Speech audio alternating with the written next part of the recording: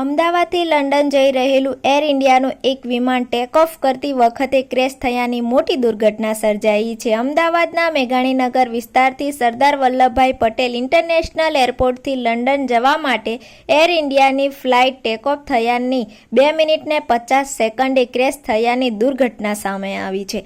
Air ઇન્ડિયાની flight Boeing 787 ડ્રીમલાઇનર AI-171 અમદાવાદના એરપોર્ટના runway 23થી બપોરે 1:39 ટેક ઓફ થઈ હતી. એર ટ્રાફિક કંટ્રોલને મેળે એટલે કે ભારે જોખમની જાણ હોવાનો મેસેજ મળે એ પહેલા પ્લેનનું ભરતું બની ગયું હતું. પ્લેનનો એક હિસ્સો સિવિલ હોસ્પિટલની થોડે દૂર જઈને પડ્યો હતો. ફ્લાઇટમાં સવાર 242 લોકોના મોત નીપજ્યા છે.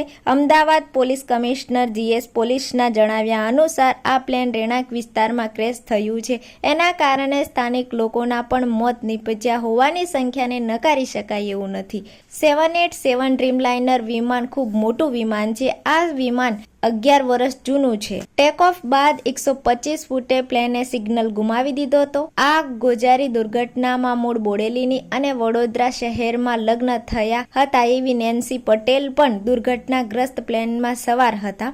નેન્સી પટેલના અકાળે મૃત્યુથી સમગ્ર બોડેલી પંથકમાં શોકનો માહોલ છવાયો છે. આ ઘટનાની જાણ થતાં બોડેલીથી નેન્સી પટેલના માતા પિતા દીકરીની શોધખોળમાં અમદાવાદ રવાના થયા હતા. આ દરમિયાન નેન્સી પટેલની છેલ્લી વોટ્સઅપ ચેટિંગ પણ સામે આવી છે, જેમાં નેન્સી પટેલની ઇમિગ્રેશન પ્રક્રિયા પૂર્ણ થયાનો ફોટો શેર કર્યો હતો.